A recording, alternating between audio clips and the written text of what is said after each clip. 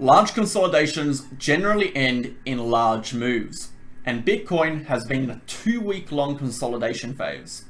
Let's go ahead, dive into the charts, and see what the next move may be.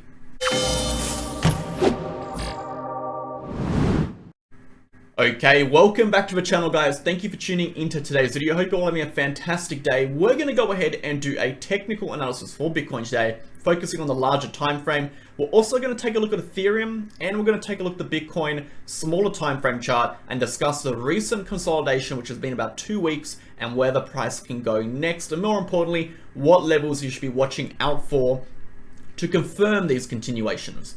Before we get into it, smash the like button, hit the comment button, and subscribe to the channel. If you are interested in joining our free Telegram channel down below, second link in the pinned comment, you'll get access to all of our charts, all of our videos, analysis, news, so much more. And keep in mind, guys, if you do sign up to Bitget, or if you have already signed up to Bitget, we do have a campaign at the moment where you can get certain corresponding rewards based on your trading volume until the 12th of December. You do have to be underneath my link to do so. And if you're interested in joining our VIP channel, you'll get access to all of our trades, updates, analysis, altcoins, and a whole range of specific signals. And these signals do contain entries, targets, stop losses. Everything is set out. Without further ado, let's get into a video, and we'll start with our market data. So, at the moment, we are looking at a monthly 0.7 negative, okay? So we're basically been pushing sideways. We take a look at where we opened for a month and where we are now. We're in that 0.7% range. If we take a look at where Bitcoin is, we've pretty much been moving within a very tight range. And I'll go ahead and show you on the chart over here. We do have the start, which is December at this green line. The max draw up we've done in this range from open was around 3.08-ish%, and max drawdown we've gone was around 0.9%. But more or less, guys, you know, we're sticking within this tighter range. We look at where the chunk of the price action is happening. It's happening between this lower range of about 16,880 to around 17,100, which is a 1.3% range. So a very small range we've been moving around in for the last basically 2 weeks, and this is since the 1st of December, and it's the 12th now, so essentially 2 weeks.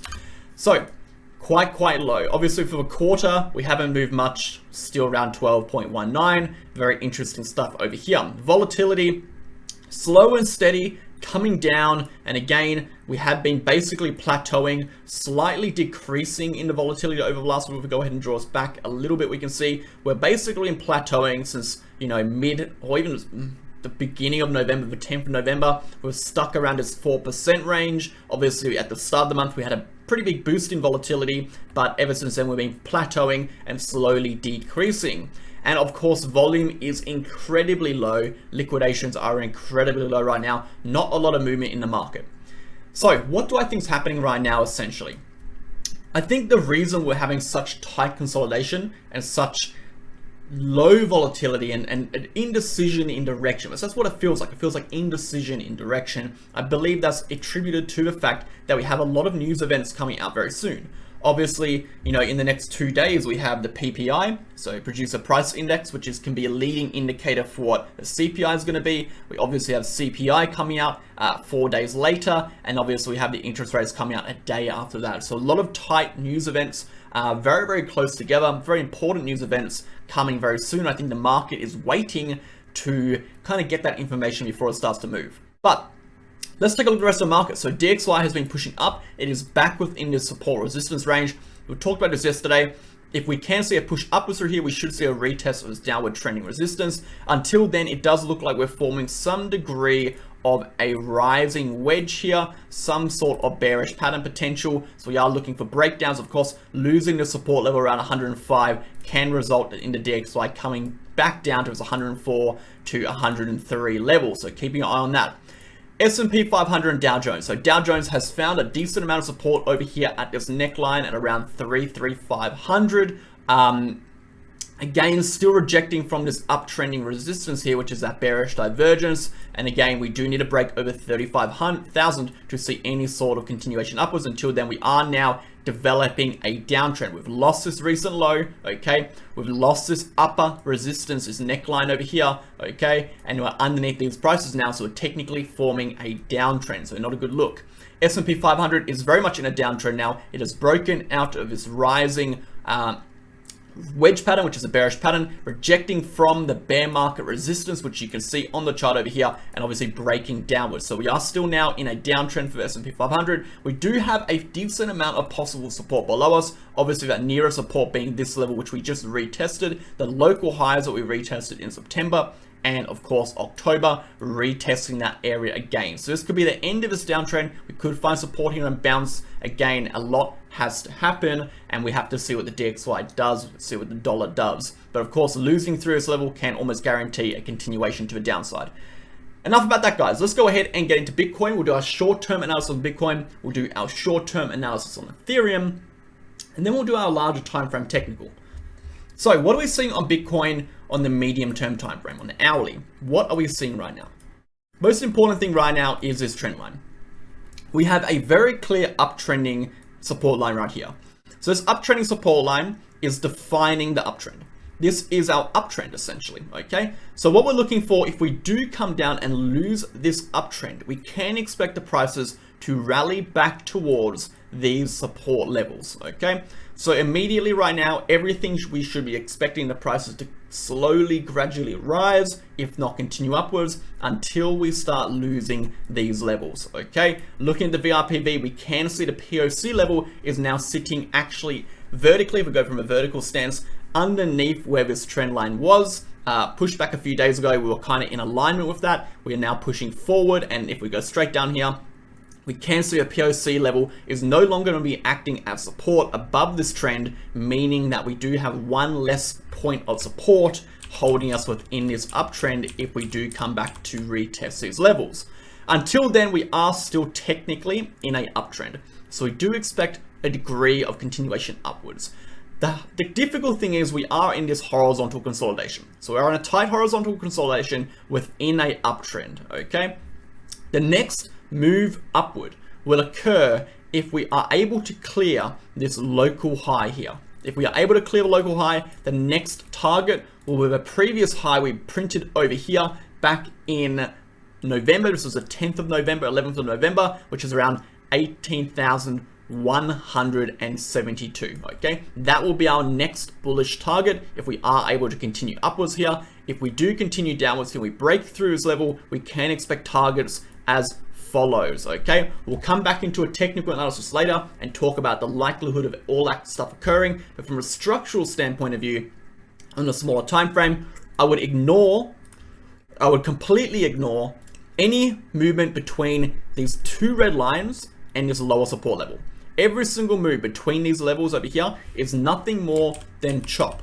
The times you should be interested is when the price breaks above these double red lines for a swing high, more importantly, these double lines, or below these supports, okay? This horizontal support here and this uptrending support. Those are the key points on the chart when you should be interested, when you should be, okay, looking for trades, trying to figure something out, okay? Or of course, rejections from these levels, because we did take a short from over here.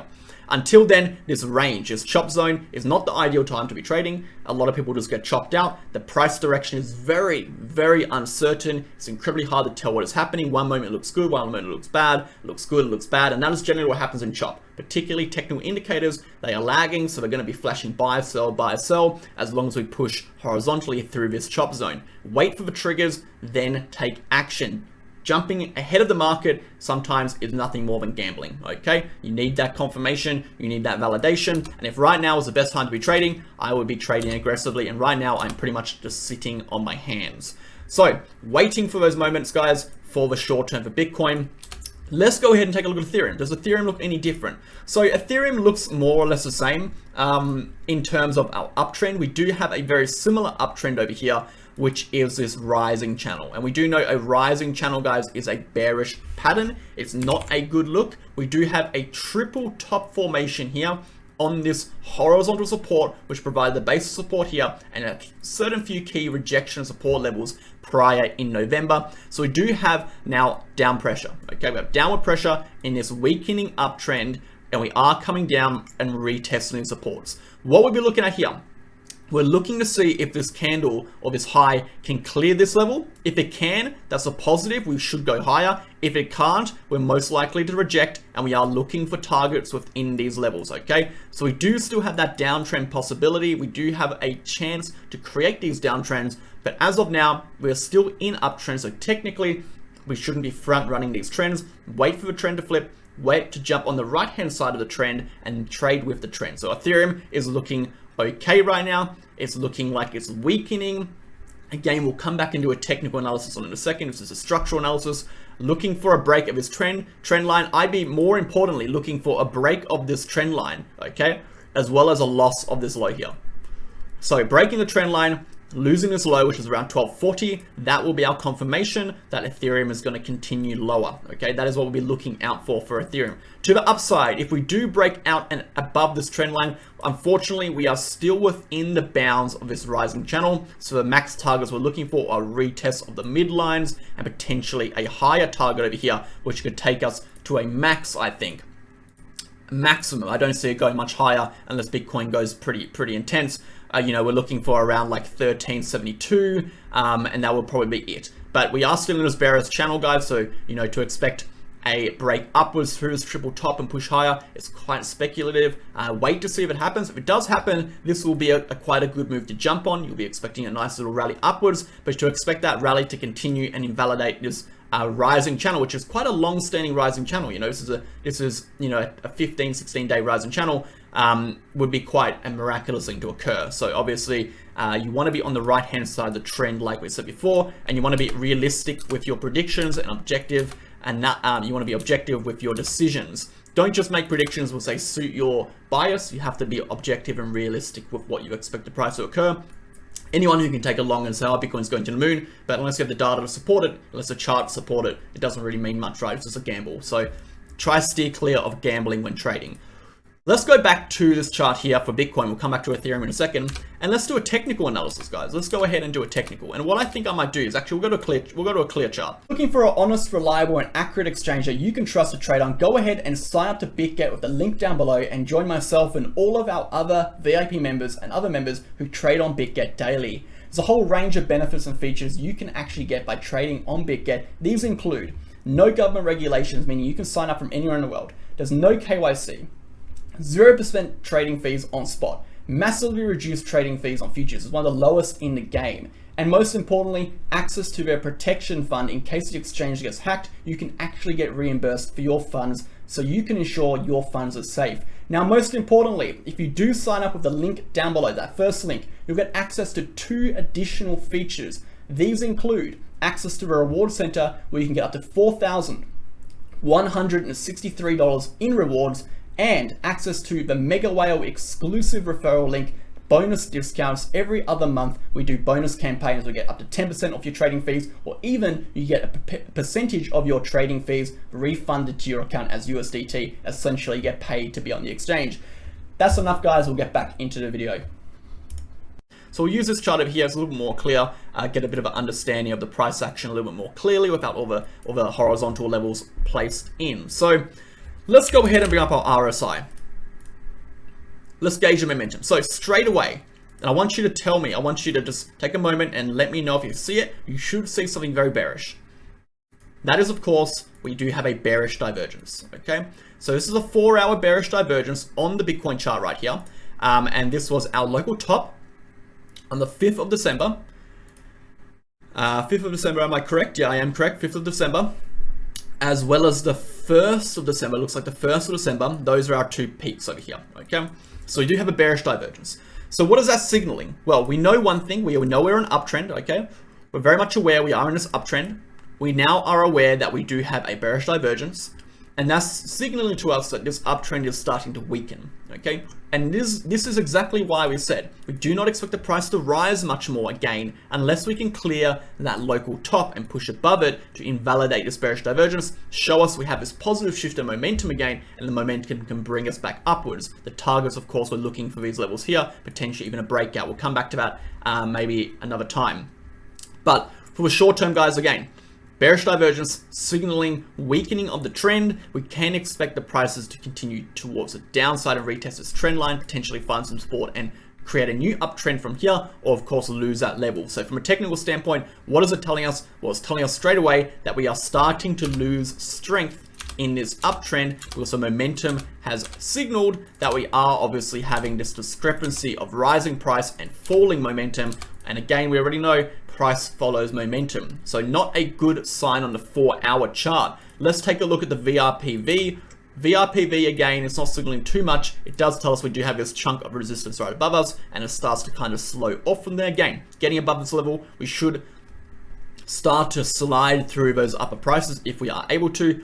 Until then, we have a very small peak of support right at this 17,000 level, which we're basically hanging on to. That's basically what we're hanging on to before we head back towards this level. So we do have our last little bit of support, and you can expect quite a quick drop if that does occur, and vice versa. You can expect quite a slow grind upwards with a nice steady rally after we break through our level if it does occur. But I'd expect anything from this price point to this local top to be a slow, steady grind if it does occur. Moving on from there, guys, market cipher. Let's bring up our moving averages. So here we are, moving averages. What are we seeing? Well, we do see that the price is above this 50 EMA. We do see that the small time frame moving averages, of course, are above the 50 EMA, which is a good sign. We can see the price has been pushing slightly underneath the smaller time frame moving averages. What does this tell us? Well, this tells us we're not in a strong uptrend. When we see something like this, we see the price over and prices over the smaller time frame and the 50, and then we see the price fall back between the two. It's signaling weakening in the trend. We're not in this strong uptrend. Generally, when we see strong uptrends, we see the opposite, okay? We generally see, if we go ahead and invert the chart, I'll show you an example. We will generally see something like this. We will generally see the price will remain above the smaller time frame moving averages, which are over here, and well above this uptrend, this 50 EMA. It signals volatility is quite high during this trend, and the trend is quite strong, okay? When does the trend start weakening? When we start pushing into these small time frame averages underneath the smaller time frame moving averages. That is when we start weakening that trend, and we can look to start moving downwards. In fact, that is when we created that downtrend over here.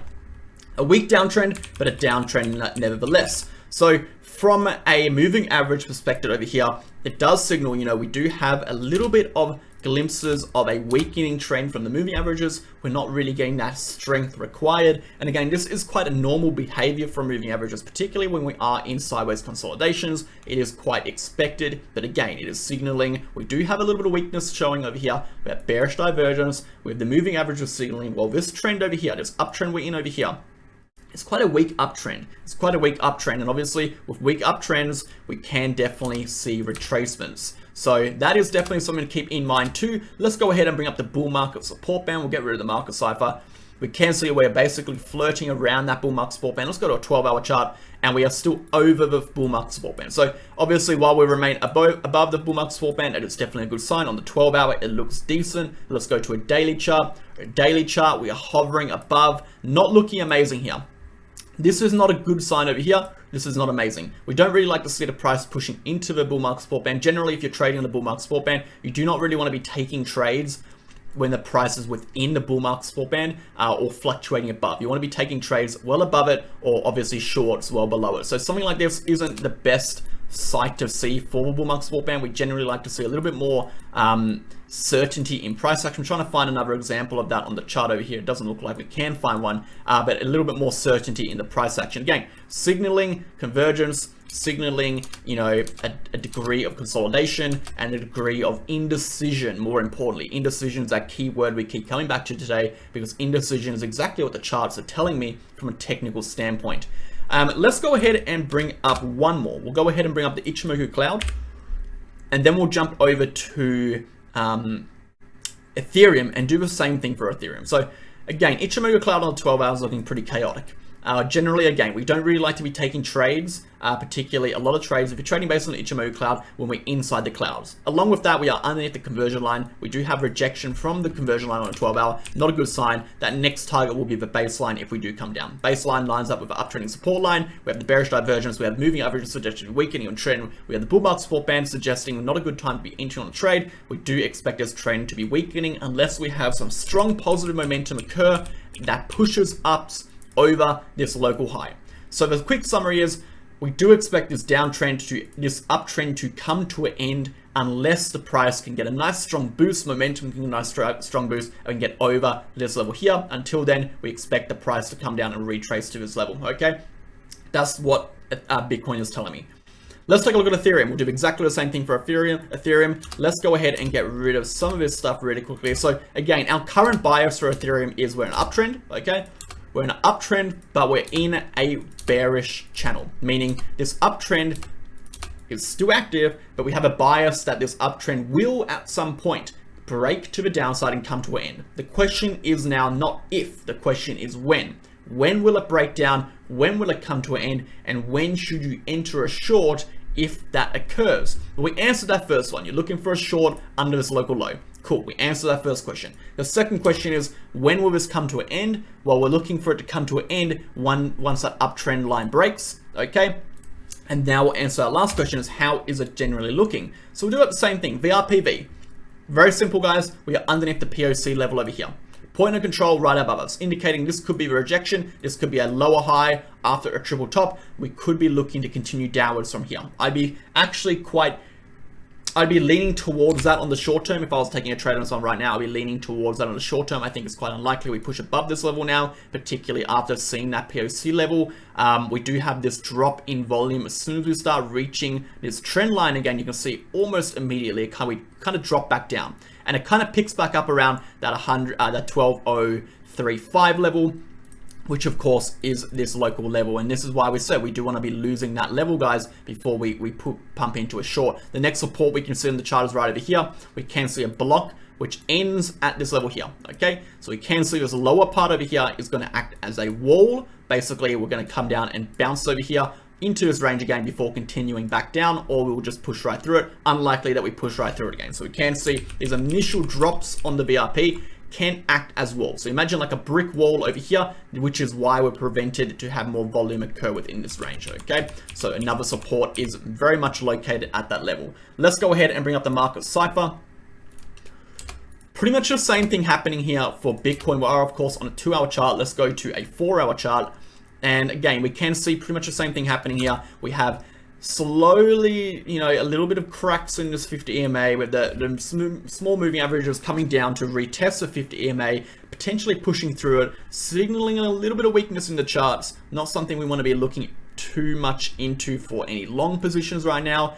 This really isn't the time to be taking longs. Looking at the 12-hour chart just confirms that bias once again. We really shouldn't be looking for longs here. You're looking for longs here when this triple top breaks. Until then, the bias is very much towards the downside. The question is just, when is it going to happen? And I think it's going to happen quite soon if the strength of this trend doesn't really start to ramp up very soon. And I want to say this, guys. Technicals tell you what is. The charts tell you what will be. Okay, very important. Technicals tell you what is, the charts tell you what will be. All right, structural analysis is the most important thing when looking for where the price will go. Technicals, as you can see, tells us how it is looking and what is the probability that those moves occur. And then news events, well, that can just screw everything up, okay? Doesn't matter what it's looking like. If a news event comes out bearish, the charts will go down. Doesn't matter what the technicals are looking, doesn't matter what the structures are looking. News events can screw everything up, so keep that in mind. Anyway, guys, I think I'm going to wrap it up there. I hope you enjoyed today's video. If you got any questions, leave them down below. Like the channel, subscribe, comment if you want more stuff like this. Appreciate you all, and I'll see you guys tomorrow. Cheers.